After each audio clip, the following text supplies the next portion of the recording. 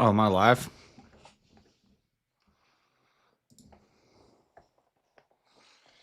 All right.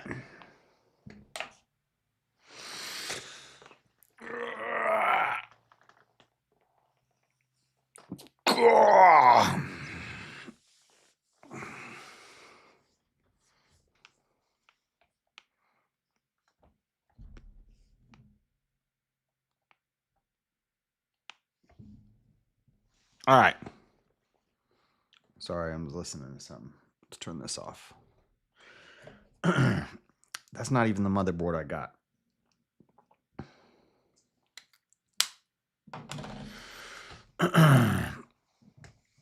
All right, guys. We're on the book of Ruth. It's only 4 chapters, so we're going to knock it all out in one day. Who's Ruth? Ruth's a Moabite woman who becomes part of the tribe of Israel, and she ends up being King David's great grandma. The first full book about a woman in the Bible. There's only 2, right? Unless you count Jude. Jude is in this Bible. Is Jude a woman? What am I thinking? Why am I thinking Jude is a woman? Is Jude a man? Or I guess it could be a man or a woman's name. I can't remember the book of Jude. Jude is a questionable. Oh, Jude's a dude. Jude's a dude. Jude's a half brother of Jesus. Jude is questionable if it should be considered canonical. Some Bibles don't include Jude. Jude actually mentions the book of Enoch, Hebrews, and the book of James, 1st and 2nd Peter, 1st and 2nd, 3rd John, Jude, and Revelation. Yeah, it's the book right before Revelation. Very short book. Let me see. It's in this Bible, right? This is a King James. Should be in here. Oh, yeah, it's only... Actually, I have some stuff from Jude highlighted. I will therefore put you in remembrance, though you once knew this, how that the Lord, having saved people out of the land, would destroy them that believe not. The angels would catch their first estate, even as Sodom and Gomorrah and the cities about them in like manner. Likewise, all these filthy dreamers defile the flesh, despise dominion, and speak evil of dignities. Yet Michael, the archangel, when contending with the devil, he disputed about the body of Moses, durst not bring against him a railing accusation. We talked about Jude when I did my 9 biblical angels. Jude is one of is Jude the only time Michael is mentioned by name? It might be.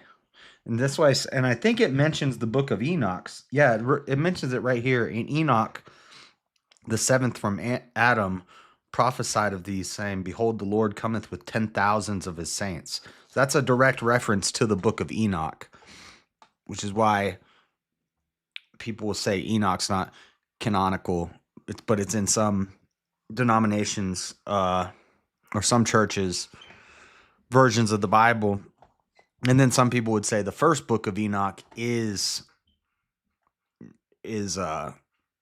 should be canon, and the second and the third maybe were written later by somebody else. I've heard theories that parts of the book of Enoch were written by some Buddhist guy. But Jude references the book of Enoch. But there's a debate to be had over whether Jude should be in here. Why are we talking about Jude? No reason. Because I thought Jude was a chick for some reason. Because it sounds like a woman's name. But we were talking about the women books in the Bible. It's Esther, Ruth, and then there's like a Gnostic Gospel of Mary, which no canon. I don't think any canon has that. I think the Orthodox Bible has another. Let me see. Orthodox Bible books.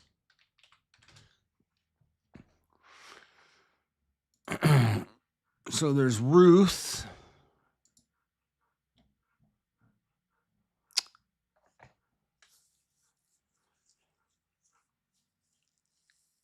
Ezra? Ezra's a prophet, right?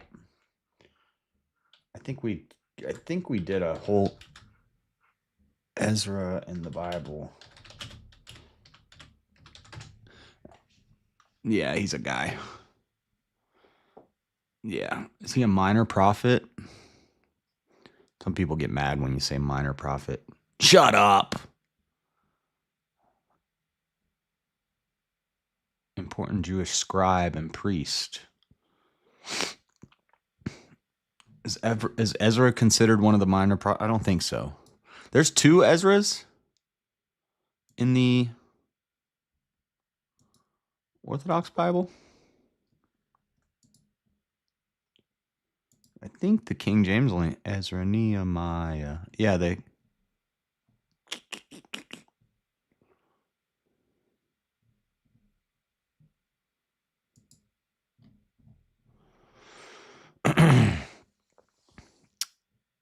Oh wow, they have Ezra, Ezra 2, as third Ezra, and Ezra Sutuel, which is the fourth Ezra. The King James only has one book of Ezra, unless they just divided it up. Judith, which is not in the King James Bible. I've never read Judith. And I've never read Ezra 2 or Ezra 3. But we're talking about women. Women with books in the Bible. So you got Esther. In the King James, you have Esther and Ruth. And I think that's it. Habakkuk's a guy, right?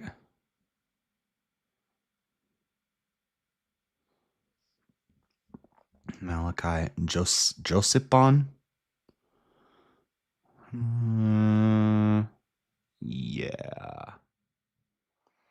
Yeah. So Esther and Ruth are the only books about women in the King James Bible.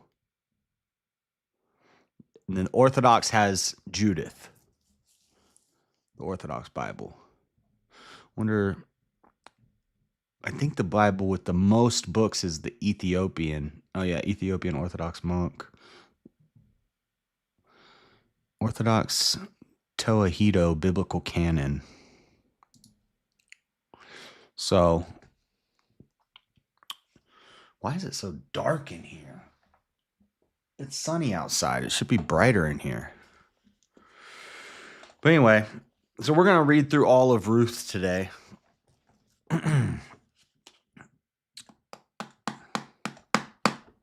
I think one of these days I'm going to do a stream. I was thinking about this last night because I was listening to Michael Knowles and West Huff talking about common biblical misconceptions, and they were talking about the Trinity. I think one day I'm going to do a stream, and I'm going to name it like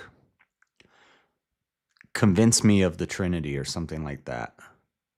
And I'm going to go into it open-minded, and I'm going to watch videos from smart people, educated scholars and whatnot. And I'm going to have an open mind, and I'm going to try to, because I'm like on the fence. I don't know. I just don't know. But I want to be convinced. So and then I'll have people. Problem is, if I do like a Discord and have people come in to talk to me about it, people get so like aggressive about it. And it's like, that's not going to work on me. That's just going to annoy me. Like, I need to like have a conversation with someone, be able to ask questions, and not a debate, but because I spent like 3 years wanting to debate that topic, and I have a whole notebook of research, and like, I feel like a lot of people who like, I need to listen to like some experts. Listen to the experts to really figure it out. But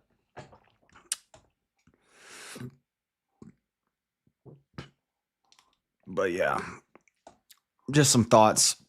We're going to start reading at 10:30 here in a minute. Ruth, baby, Ruth. So this is the great grandma.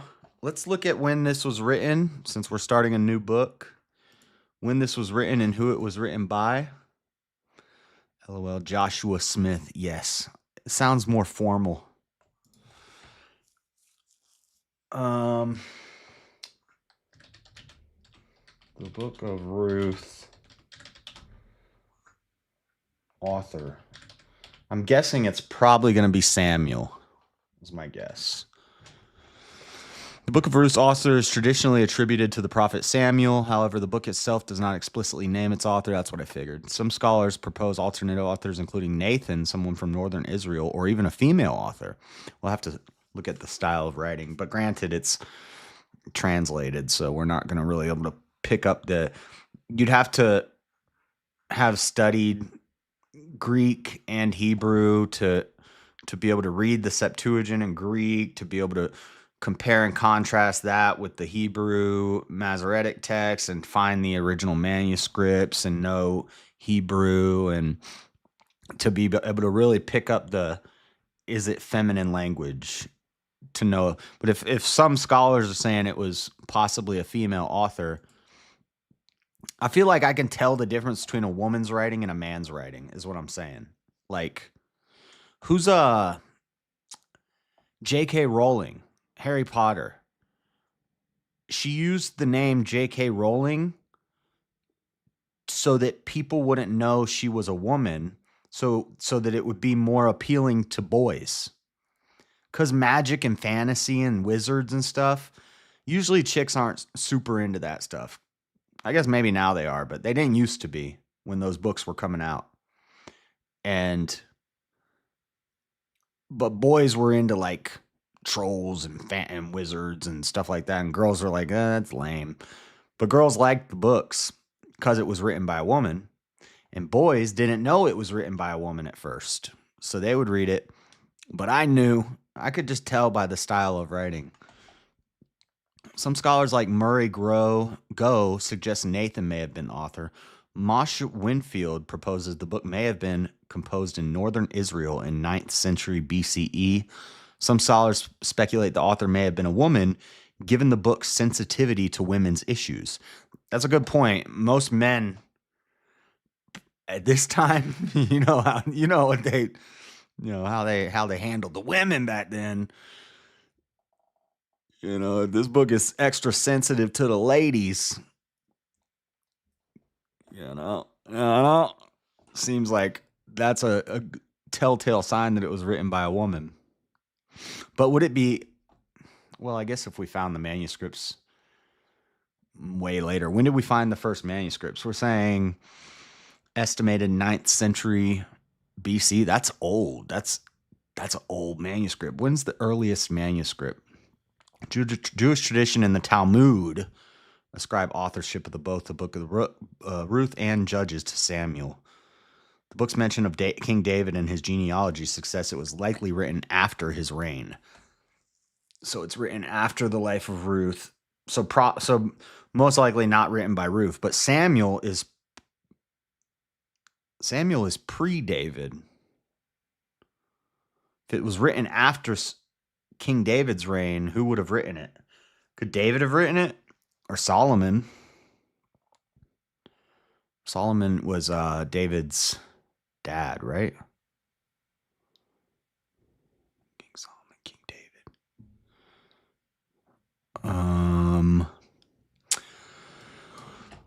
Oldest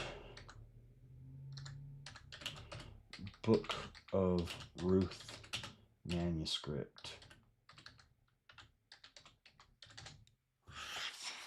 The oldest complete manuscript of the Book of Ruth is found within the Dead Sea Scrolls. That's what I figured. Specifically, fragments dating back to the 3rd century BCE and 1st century CE, such as 4Q104, 4Q105, 2Q16, and 2Q17 have been found. These fragments show only slight variations from the Masoretic text. The oldest complete Hebrew manuscript of the entire Hebrew Bible, including Ruth, is the Leningrad Codex. So where are we getting 9th century from? BC. Where are we getting people placing it in 9th century BC? Because that's old manuscript. Most of our, the oldest known would become part of the Bible, Dead Sea Scrolls. On the matter of dating, our oldest manuscripts of Ruth come from 1st century BC. So why did the other last query say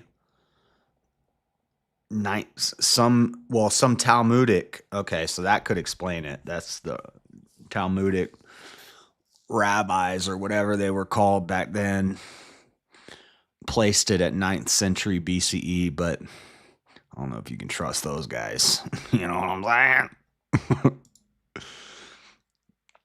Is that a play on John Smith or a simp? Oh, or a simp wrote the book of Ruth, you're saying? That's possible. Maybe Samson wrote it. Is that a play on John Smith? No, that's my name. What are you talking about? What? Is that a play on John Smith? It's my name. What are you talking about? Okay, so we got all the data, all the information. I'm thinking Dead Sea Scrolls, 1st century to 3rd century CE sounds more, or BCE sound. Why am I saying BCE? Oh my gosh, they got me talking like the liberals. BC, before Christ, not before Common Era. That lame stuff. 1st to 3rd century BC sounds more likely in the Dead Sea Scrolls than some Talmudic guys saying it was 9th century BCE. That would place it older than Judges.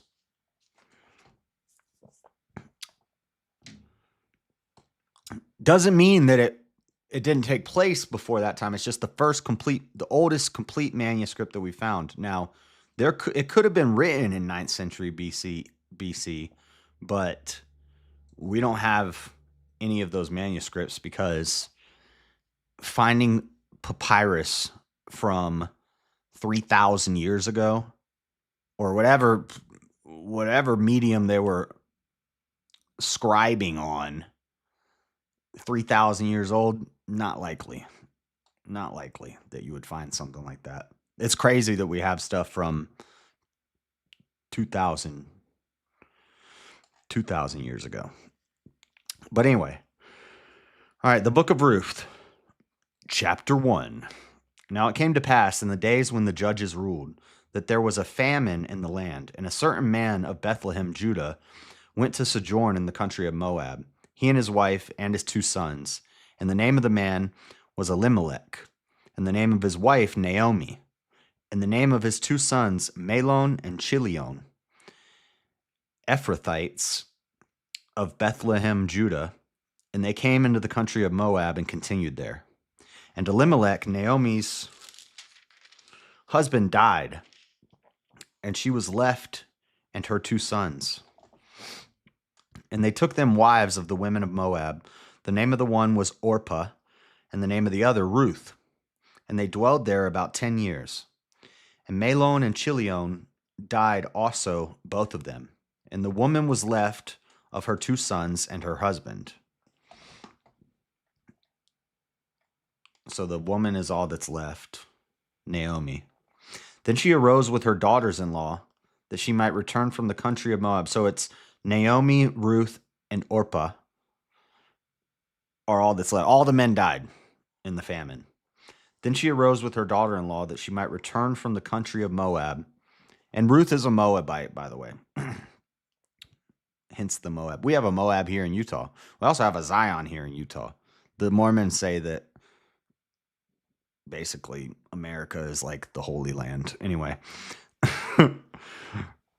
For she had heard in the country of Moab how that the Lord had visited his people and giving them bread. Wherefore she went forth out of the place where she was, and her 2 daughters-in-law with her, and they went on the way to return unto the land of Judah. And Naomi said unto her 2 daughters-in-law, Go return each to her mother's house. The Lord deal kindly with you, as ye have dealt with the dead and with me. The Lord grant you that ye may find rest, each of you, in the house of her husband. Then she kissed them, and they lifted up their voice and wept. This does sound like feminine writing. And they said unto her, surely we will return with thee unto thy people. And Naomi said, turn again, my daughters. Why will ye go with me? Are there yet any more sons in my womb, that they may be your husbands? Turn again, my daughters, go your way, for I am too old to have a husband. If I should say, I have hope, if I should have an husband also tonight, and should also bear sons, would ye tarry for them till they were grown? Would ye stay for them from having husbands? Nay, my daughters, for it grieveth me much for your sakes that the hand of the Lord is gone out against me. So Naomi's saying, go home to your mothers and find new husbands and live your lives. I'm old. And they're like, no, we want to stay with you, Naomi, because they were married to her sons. Her sons died, her husband died, she's lonely, and they feel bad for her.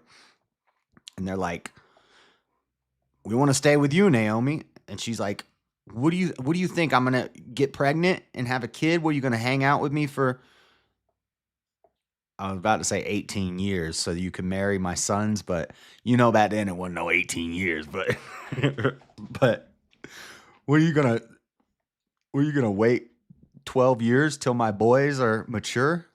No, you're not going to do that. Go live your lives, your young ladies. And they lifted up their voice and wept again. And Orpah kissed her mother-in-law, but Ruth clave unto her. And she said, behold, thy sister-in-law is gone back unto her people and unto her gods. Return thou after thy sister-in-law. And Ruth said, entreat me not to leave thee, or to return from following after thee. For whither thou goest, I will go, and where thou lodgest, I will lodge. Thy people shall be my people, and thy God my God. Uppercase G there.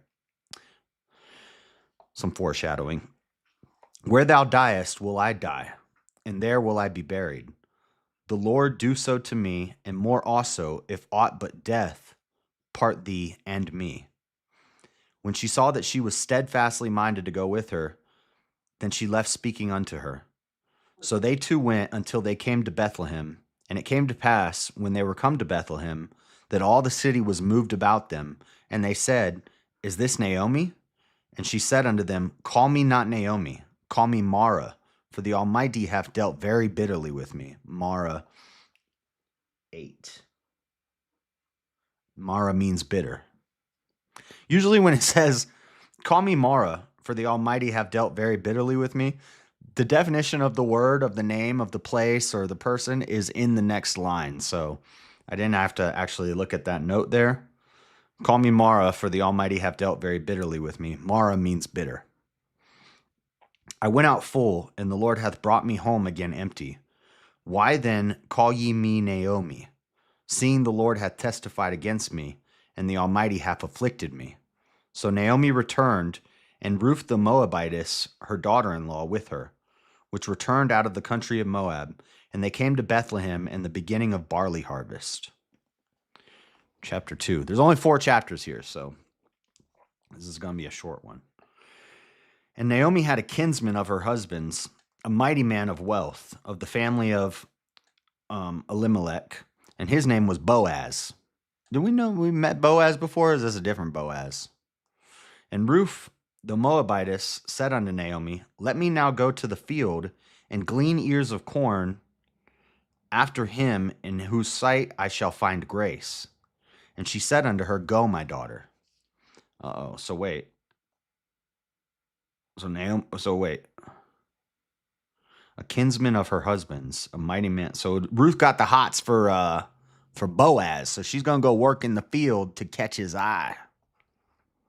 That's how you get a man's attention. You go pick some corn out in the fields. You know what Solomon said when he looked out at the field. Now, in Song of Solomon, it's a forbidden love. He's looking at the slave woman and he says her skin is black and comely.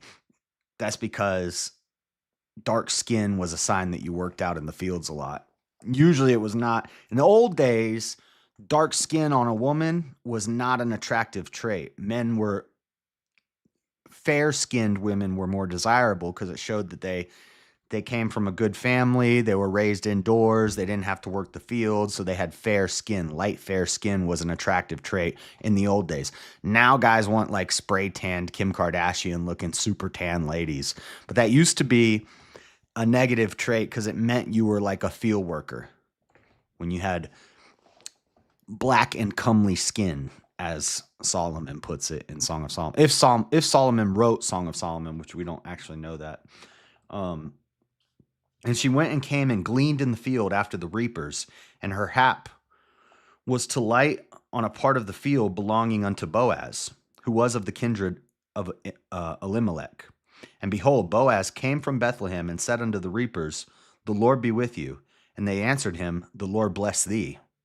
Then said Boaz unto his servant that was set over the reapers, Whose damsel is this? What's up with that girl? What that girl doing? I never seen her before. Where'd she come from? What that look like? He said, What that smell like? Okay, that's inappropriate. Unforgivable. And the servant was set over the reapers answered and said, It is the Moabitish damsel that came back with Naomi out of the country of Moab. And she said, I pray you, let me glean and gather after the reapers among the sheaves. So she came and hath continued even from the morning until now, that she tarried a little in the house. So she didn't even stay in the house. She came right out here to this field. She said she wanted to be right here in Boaz's field. She wants some Boaz. Then said Boaz unto Ruth, Hearest thou not, my daughter? Go not to glean in another field, neither go from hence, but abide here fast by my maidens. Oh, Boaz likes her. Let thine eyes be on the field, that they do reap, and go thou after them. Have I not charged the young men that they shall not touch thee? And when thou art athirst, go unto the vessels and drink of that which the young men have drawn. Then she fell on her face and bowed herself to the ground, and said unto him, Why have I found grace in thine eyes, that thou shouldest take knowledge of me, seeing I am a stranger? I'm just a stranger, Boaz. Why? She's bowing to him. Based. She's bowing to Boaz. And Boaz answered and said unto her, It hath fully been shown me all that thou hast done unto thy mother-in-law since the death of thine husband, and how thou hast left thy father and thy mother and the land of thy nativity, and art come unto a people which thou knewest not heretofore. The Lord recompense thy work, and a full reward be given thee of the Lord God of Israel, under whose wings thou art come to trust.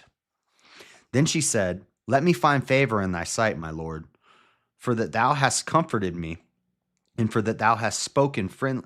Look at that. She just called Boaz Lord. She calls him Lord, and she bows to him. And she's working the fields.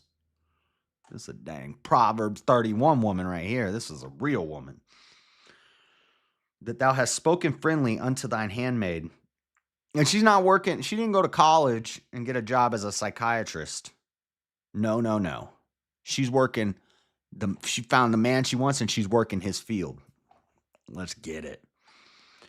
Hast spoken friendly unto thine handmaid. Wait.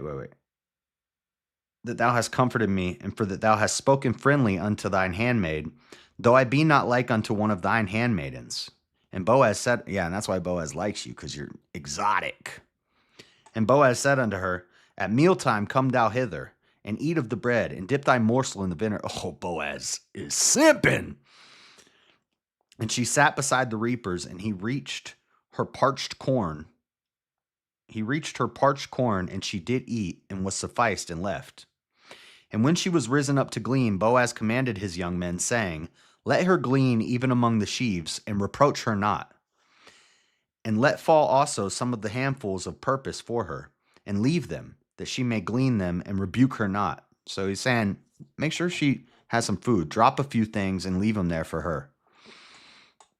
So she gleaned in the field until even, and beat out that she had gleaned, and it was about an ephah of barley.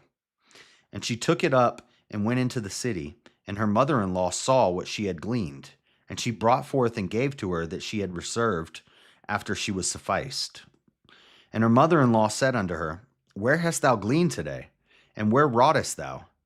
Blessed be he that did take knowledge of thee. And she showed her mother-in-law with whom she had wrought, and said, The man's name with whom I wrought today is Boaz.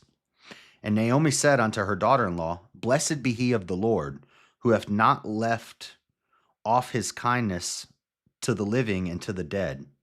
And Naomi said unto her, The man is near of kin to us, one of our next kinsmen.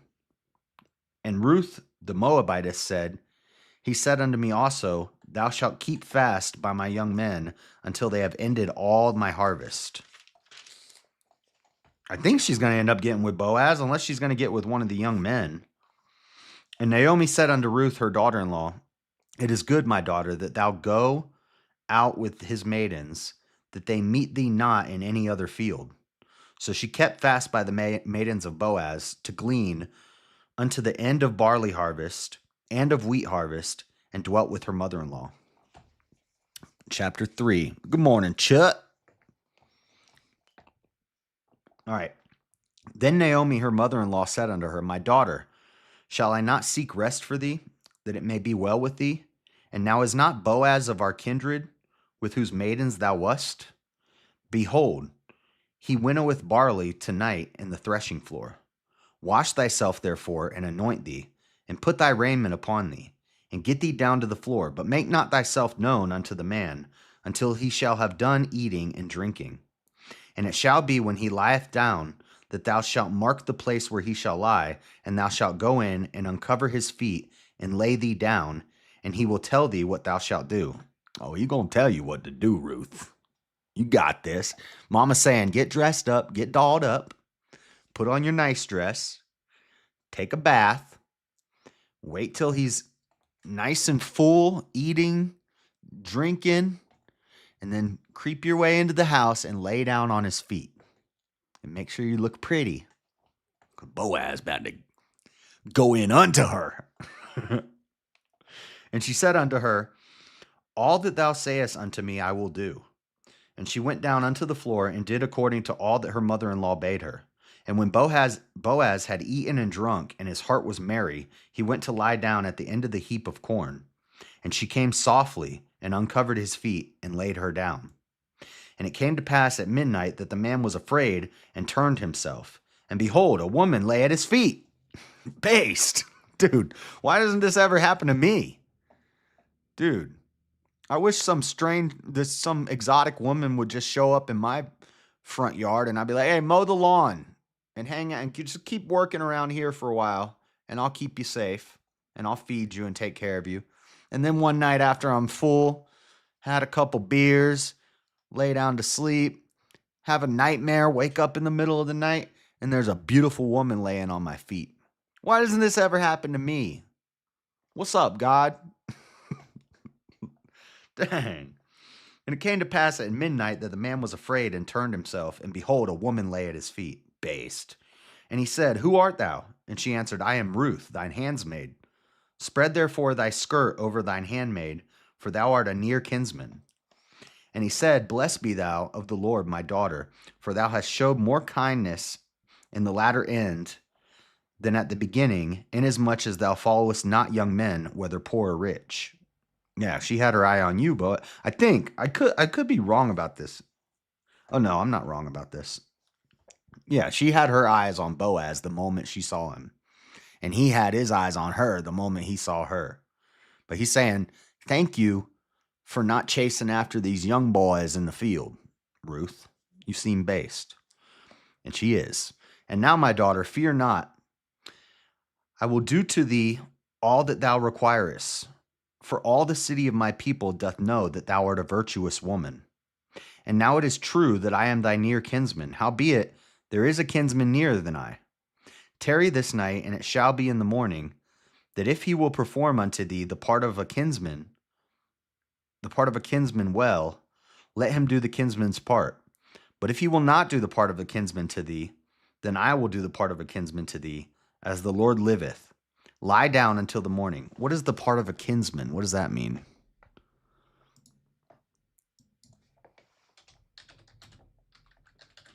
Like courtship? Is that something like the part of a...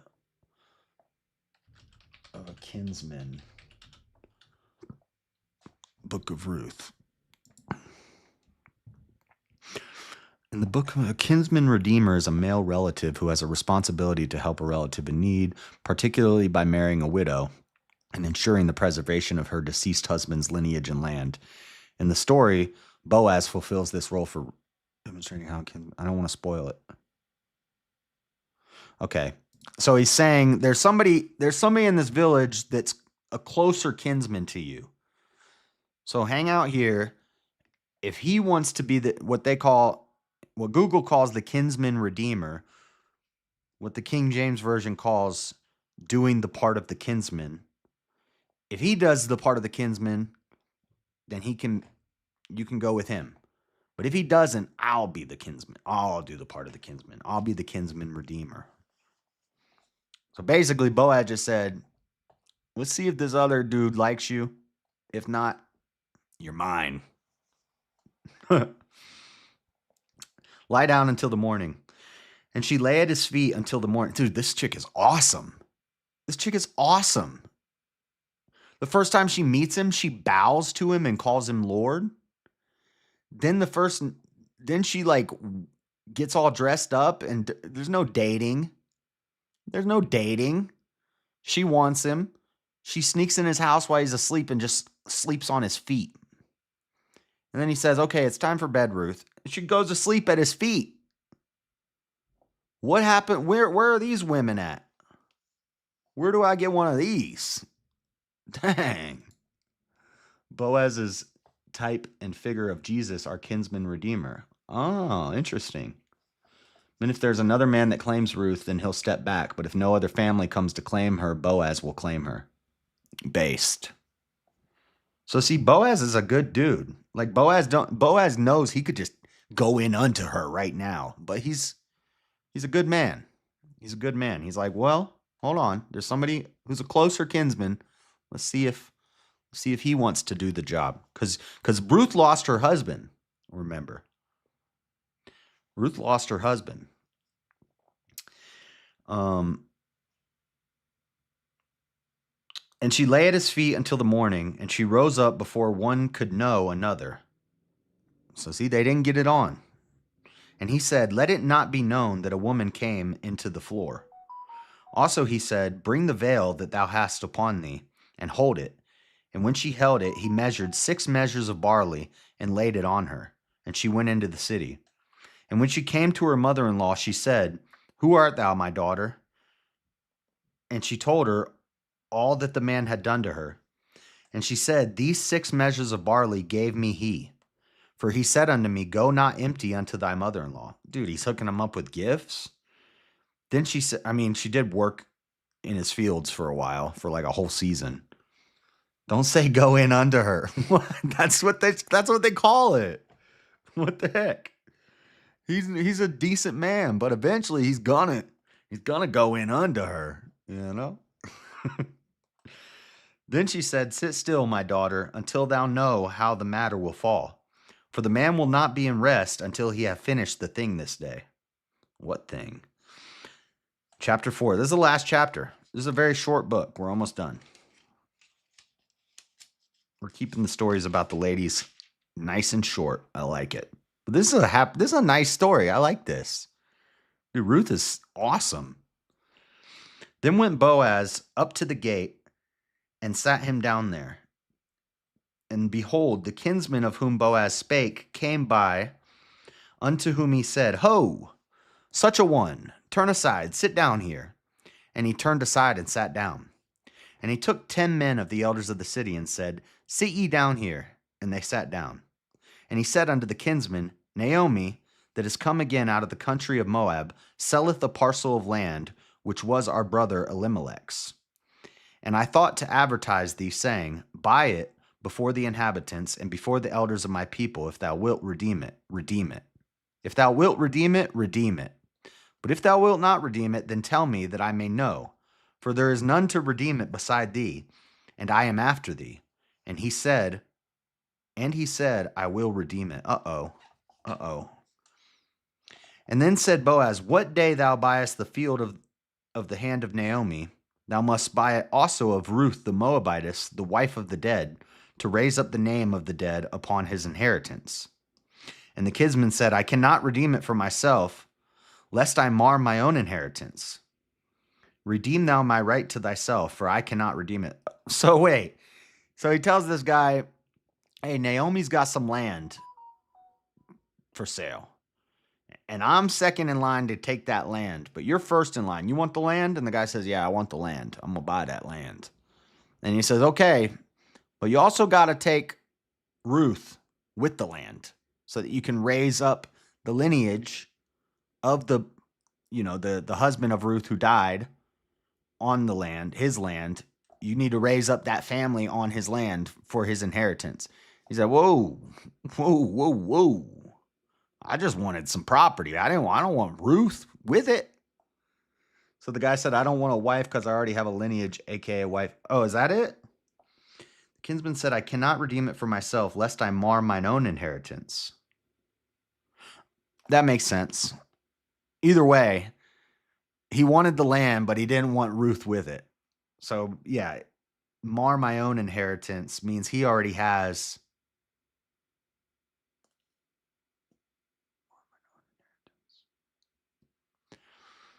Mar mine own inheritance, though. Could mean, maybe he just didn't want to get with a Moabitess. Maybe he wanted an Israelite woman. Maybe he wasn't mar mine own inheritance means like damage. Let me see. Let me see if because it could just mean he didn't want to be with a Moabitess woman, a Moab woman. Like the way I read it, but mar mine own inheritance. It could be what you're saying, C-Sal. Who will inherit mother's property?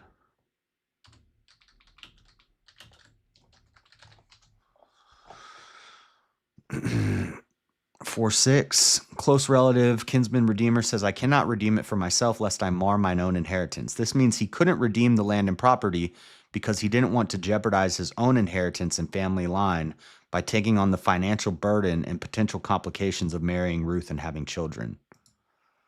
Kinsman redeemer was obligated to buy back the land and property of Naomi's late husband Elimelech. As part of the agreement, marry Ruth, Elimelech's widow, to continue the family line. Stated he couldn't do it because he risked harming his own inheritance. He likely feared the financial burden of buying back the land, supporting Ruth and Naomi, and the potential for disputes within his family if he took Ruth as his wife. Kinsman redeemer's refusal allowed Boaz. Okay. So yeah, it's most likely he already has a family and he doesn't want a second wife. He doesn't want to take on all that burden. He wanted to buy the land, but he doesn't want to take Ruth along with it. So basically, he turned down Ruth, regardless of the reasoning behind it. He doesn't want Ruth, but he wanted the land, but you got to take the land and Ruth. It's a package deal.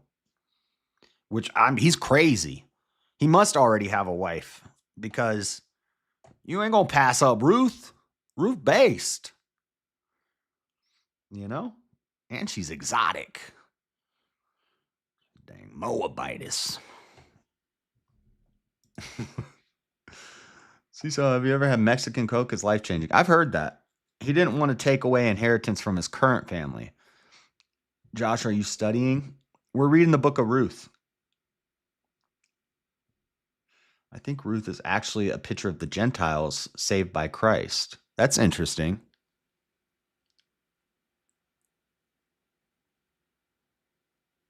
So Boaz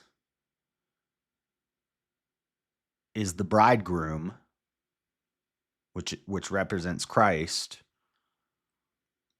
Ruth is the Gentiles because she's a stranger and she gets welcomed in. That makes sense. An exotic named Ruth. I know it's a white name, but his name is Boaz, so Yeah. And the kinsman said, I cannot redeem it for myself, lest I mar mine own inheritance. Redeem thou my right to thyself, for I cannot redeem it. Now this was the manner in former time in Israel concerning redeeming and concerning changing. For to confirm all things, a man plucked off his shoe and gave it to his neighbor, and this was a testimony in Israel. Therefore the kinsman said unto Boaz, Buy it for thee. So he drew off his shoe. And Boaz said unto the elders and unto all the people, Ye are witnesses this day that I have bought all that was Elimelech's, and all that was Chilion's and Mahlon's of the hand of Naomi. Moreover, Ruth, the Moabitess, the wife of Mahlon, have I purchased to be my wife, to raise up the name of the dead upon his inheritance, that the name of the dead be not cut off from among his brethren, and from the gate of his place. Ye are witnesses this day. And all the people that were in the gate, and the elders said, We are witnesses. The Lord make the woman that is come into thine house like Rachel and like Leah, which two did build the house of Israel. And do thou worthily in Ephratah, and be famous in Bethlehem. And let thy house be like the house of Pharez, whom Tamar bare unto Judah, of the seed which the Lord shall give thee of this young woman. I mean, she's going to have lots of babies, because Judah was the largest tribe. Judah was repopulating like a mug. So Boaz took Ruth, and she was his wife. And when he went in unto her, I told you Boaz gonna get it. I told you, Seesaw. What do you mean don't say go in unto her? It says it right there. Let's go. Shout out Boaz. Boaz went in under her. So Boaz took Ruth, and she was his wife. And when he went in unto her, the Lord gave her conception, and she bare a son. Based. Real men make boys first. And the women said unto Naomi, Blessed be the Lord, which hath not left thee this day without a kinsman, that his name may be famous in Israel. And he shall be unto thee a restorer of thy life. Dude, what is going on my phone? Hold on a second.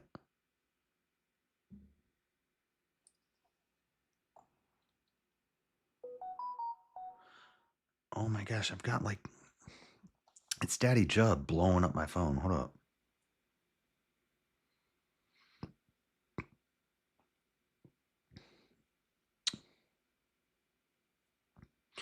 We got Dustin Poirier versus Max Holloway. I already said that the other night in New Orleans. Dustin made it known he wants a Lil Wayne walkout. What? It's a hot topic in MMA. I'm going to get chills like an MF if it materializes. Not to mention Carter 6 and June 6th. There's a date. I already knew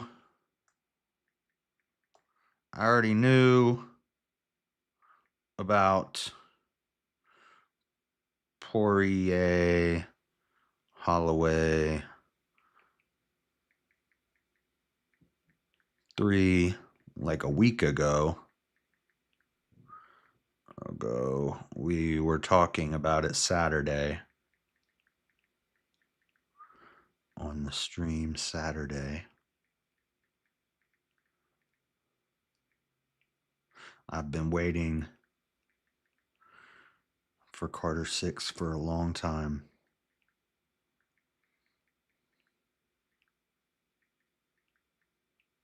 A while.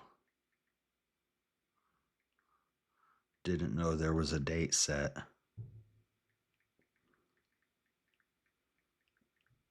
So, wait, Holloway? So Poirier's going to walk out with Lil Wayne? Music or?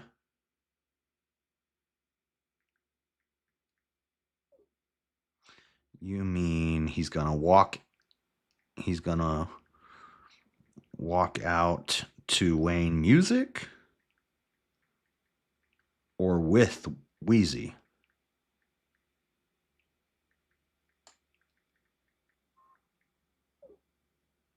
Also, have you heard the fix before the 6?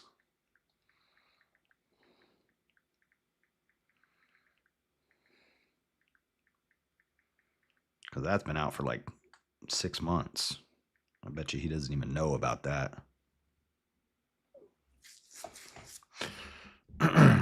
Okay. Sorry. Daddy Jub is texting me. What kind of show is this?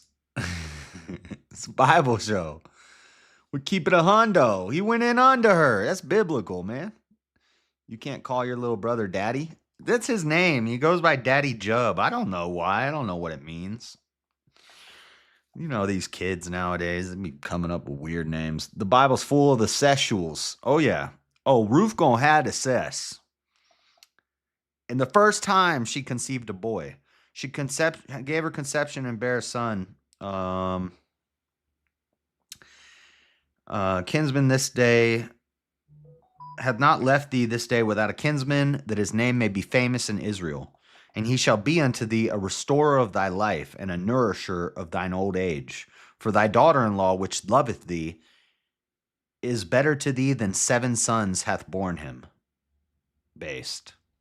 I think a woman definitely wrote this. Who do you think wrote this? They say it's either Samuel or an unknown person from northern Israel, or some people say that it's possible a woman wrote this because it's very generous and speaks kindly of women, which would not have been typical back then for anybody to even write about this story, you know? But most people seem to think it was Samuel. That was my first guess before I looked it up. I guessed it was probably Samuel. But also the style of writing and the content seems like a woman could have wrote this. But again, I don't read Hebrew, you know, so I can't read it in its natural writing and tell you. Nor I can pick up a book and read a paragraph, and I can tell you if a man or a woman wrote it. For the most part, you know, I'm sure there's some women out there who are masculine-ish when they write, and then there's probably some guys who write very feminine. But usually I can pick up a book and read a page, and I can tell you if it's written by a man or a woman. But this is translated from Hebrew, and I can't read Hebrew.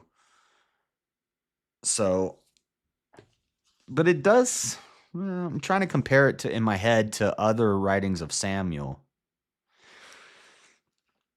I don't know, it seems softer than Samuel's writings. I think it's possible a woman says this woman has been better for you than 10 sons. Sounds like what a woman would say. Yeah. Probably a woman. Women always want the cess. That ain't gonna get you closer to God. Repent, heathens. I know if this was like a man written story, it might have been written differently. It would have been like Boaz was like, girl, what up, Ruth? Okay. Stop. You guys gotta go back and watch the beginning. Before you got here, Seesaw, I was having fun with this story. I was like, Boaz loving Ruth. Boaz gonna go in under. 7 sons, better to thee than 7 sons. And Naomi took the child, and laid it in her bosom, and became nurse unto it. Naomi became the nurse to the child? And the women, her neighbors, gave it a name, saying, there is a son born to Naomi, and they called his name Obed. He is the father of Jesse, the father of David. Dun, dun, dun.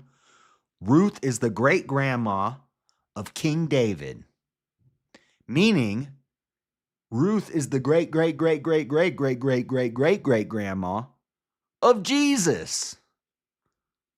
Let's go, Ruth. Now these are the generations of Pharez. Pharez begat Hezron, and Hezron begat Ram, and Ram begat Aminadab, and Aminadab begat Nahshon, and Nahshon begat Salmon, and Salmon begat Boaz, and Boaz begat Obed, and Obed begat Jesse, and Jesse begat David.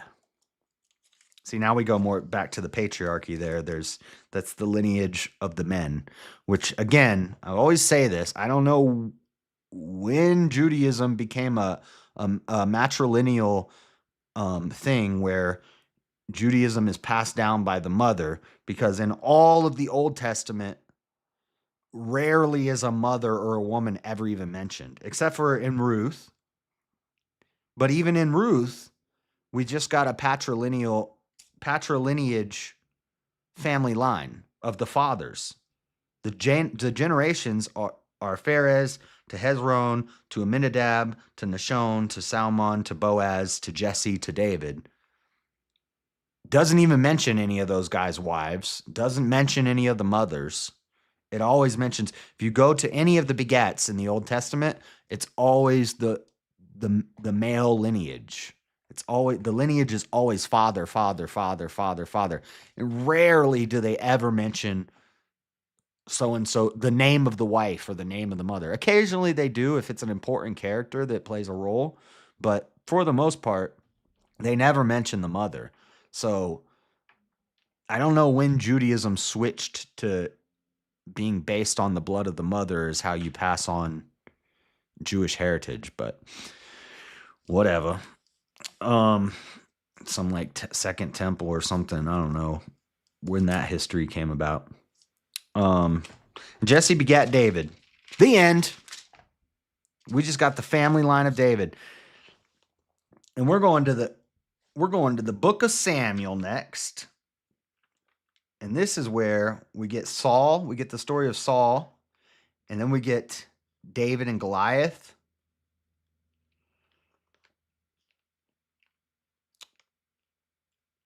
First and Second Samuel is long. So basically, First and Second Samuel is a big chunk of Bible. First and Second Samuel is pretty much Saul and David. The story of Saul, King Saul, and then David. And this is where we see Saul destroying the Amalekites. We get a lot of cool stories in here. David and Goliath. And Samuel. Samuel, Saul, and David is what Samuel 1 is about. And then Samuel 2 is pretty much all David. David, Absalom, David and Bathsheba, David and Mephibosheth, David's kingdom, God's covenant with David. Yeah, I think for the most part, well, first Samuel, we're going to get some Samuel, some Saul, and some David. Second Samuel is pretty much all David. And then Kings is when we get to Solomon. So I said earlier, Solomon is David's dad. I had it backwards, right? Yeah. Jesse is David's dad. David is Solomon's dad. So Kings is when we get to Solomon. First Kings and Second Kings. And then First and Second Chronicles, we have more of David and Solomon. I don't know if I've ever read all of First and Second Chronicles. I've read stories from First and Second Chronicles.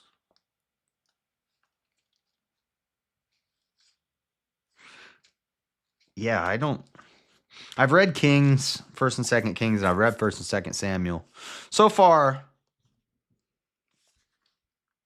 we haven't got to a book of the Bible that I've never read before. The first ones that I've never fully read is First and Second Chronicles. I've read Nehemiah. I've read Job. I've read Esther before. I can't remember what happens with Esther, but I've read it before. Psalms. I used to just memorize whole Psalms. Proverbs, I know like the back of my hand. Song of Solomon, we've done a whole breakdown of Song of Solomon. My take on it is different than the typical take on it. I think people have softened it.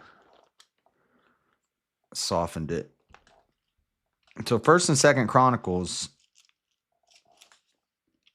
I've read bits and pieces of it, but once we get to that, I'm going to be reading it for the first time front to back on stream. And then we don't get to something that I haven't read until Jeremiah. I don't think I've ever read all of Jeremiah. Or Lamentations. I've read Daniel. I've read Hosea. I've read Amos. Daniel, Hosea, Joel. Joel? I don't know if I've ever read Joel.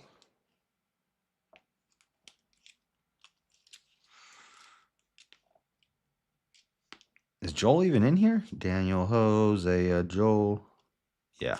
Oh, it's a short one. It's only like...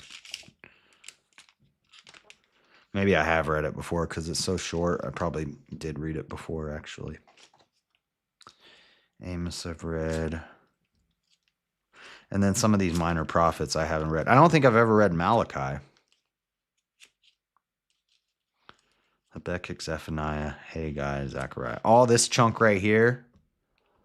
Micah, Nahum, Habakkuk, Zephaniah, Haggai, Zechariah, Malachi. I don't think I've read. That's like the chunk of the Bible that I never made it to. I never read any of that chunk. And then 1st and 2nd Chronicles. And then Jeremiah. Other than that, I've read it all. So Solomon is David's son. Mephibosheth makes me cry every time. I don't even know that story.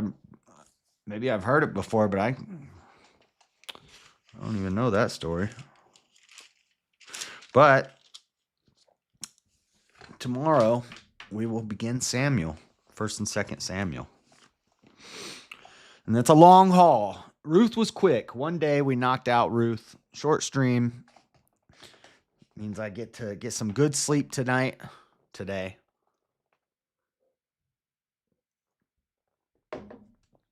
We got a long haul for 1st and 2nd Kings.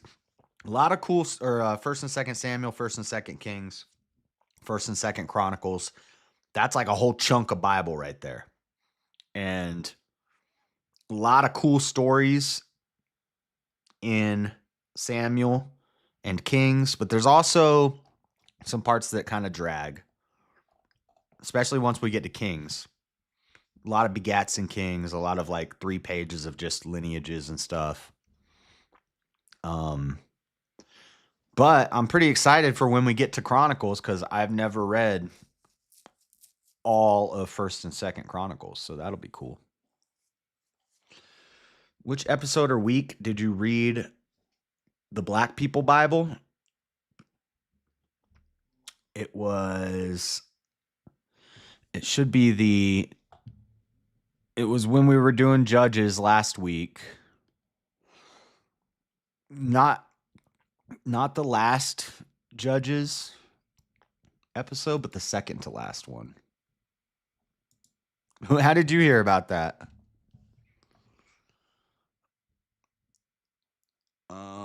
I think it was...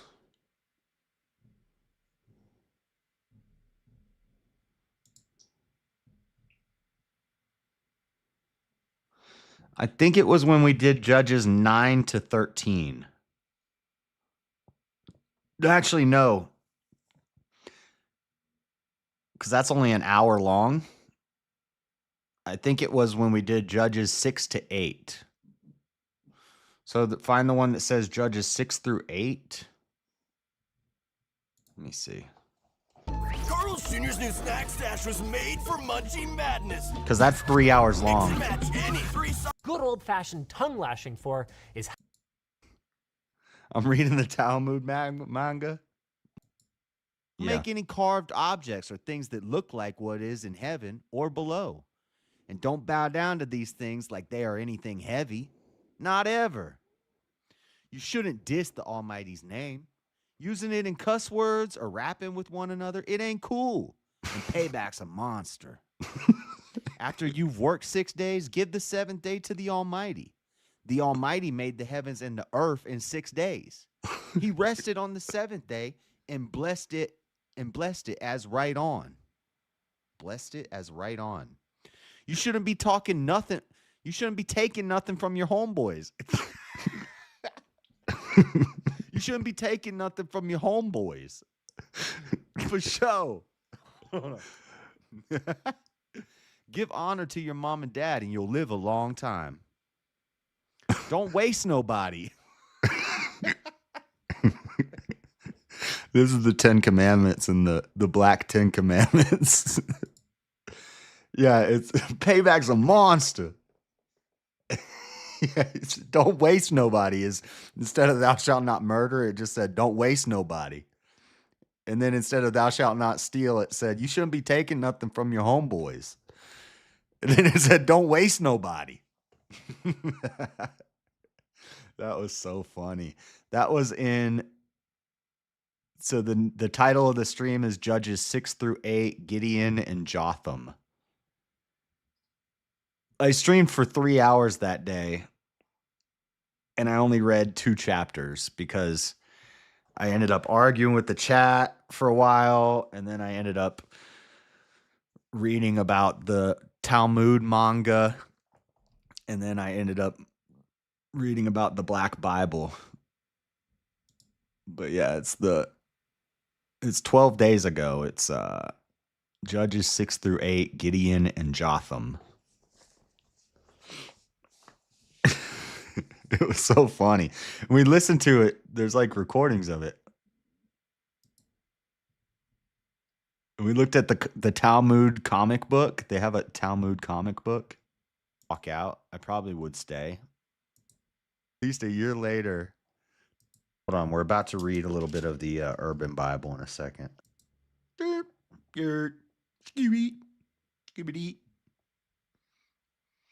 don't know the slang nowadays. Crashing out. No, we could do like a We want to party with them and get down. Yeah. party with them and get down. They wanted to have sex with them. Bring them down, man. Lot tried to talk to them. Look, brothers, I can't let you do that. But what? I heard a gay pastor in a debate with Michael Knowles say that they ain't got nothing to worry about because the kingdom of heaven belongs to them. Even those who feel like they've lost can be on the one again because there will be arms round them to make them feel better.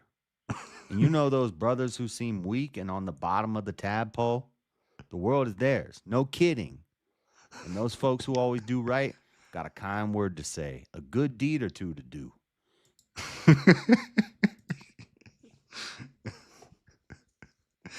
Yeah, we read the 10 Commandments. We listened to Genesis 1-5. And then I read there was one thing from the New Testament. It was there was the Beatitude. It was the Jesus rapping with the disciples is what it's called. And it's like the Sermon on the Mount or the Beatitudes or something like that in Ebonics, in slang. The audio version was bad. And we only listened to like probably 20 minutes, but it's like 2 hours long. We didn't listen to the whole thing. I skipped through it. But we listened to Cain and Abel. We listened to the creation story. Then we listened to Lot and Sodom and Gomorrah. It's so crazy. And then we listened to the Sermon on the Mount, which is called Jesus Raps with the Disciples. Or I read that. And then I read the 10 Commandments, the urban 10 Commandments. And it's crazy. Yeah, you should go back and watch. It's like the last hour of the stream we got into it. The other 2 hours of the stream are a mess because I was arguing with Elder Lion about stuff. But and I almost deleted it because I was like, this isn't supposed to be like a debate thing where I'm arguing with the audience. I don't want to have that because like I told my mom about this and I'm like, but I don't know if my mom wants to watch this when I'm talking about Boaz going in unto Ruth. But Like, I almost deleted that one and went back and read that part again because I was arguing with the chat. But then we started having fun at the end, and we started talking about the Talmud. So I looked on Amazon to see if I could buy a Talmud, and there's a Talmud manga, which is a comic book. It's a graphic novel, like a comic book of the Talmud. And I was like, what? There's a Talmud comic book? And we were looking at that. And then somehow I Googled something about Ebonics. Or somebody said something about Ebonics in the Bible or something like that.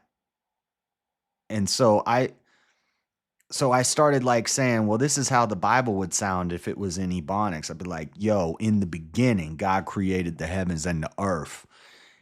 And then I like Googled it. And I was like, there is an Ebonics Bible. And so we started looking into it. Crazy. There's not a full Ebonics Bible, but there's Genesis 1 through 5, the 10 Commandments, and then the Sermon on the Mount in Ebonics.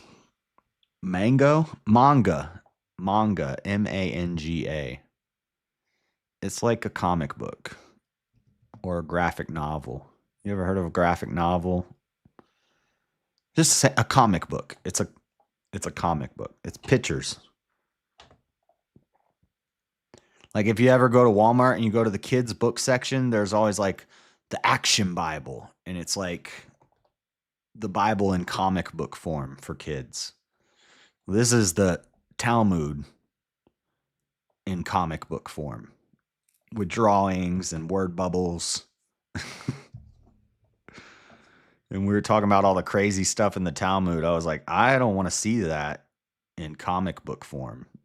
That would be crazy. There's going to be some, yeah, I don't want to see that. There's some messed up stuff in the Talmud. I don't even think people should be drawing that, but anyway, I gotta go, guys. Thank you for hanging out. Tomorrow we will we'll start on 1 Samuel. I'm ready to get into David. David's the GOAT. Well, Jesus is the GOAT, but David's also a GOAT. Paul's also the GOAT. All the dudes in the Bible are GOATs. Samson's a GOAT, even though he's kind of a simp. Solomon's the GOAT, even though he's kind of a simp. A lot of simps in the Bible. They're still GOATs. Adios, peeps. Later, Bibby. Thanks for hanging out. I'll see you guys tomorrow. God bless. Have a good day, everybody. I'm going to go get some sleep, and I'll see you tomorrow. Deuce. Oh, wait. Let me find somebody to raid. We only got 5 people. Let's find somebody with like a smaller, maybe Angry Conservative or something's on.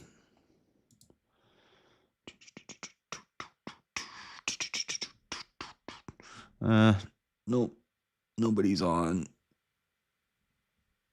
Except for Hake. I'll send you to Hake. All right, later, guys. God bless. Deuces.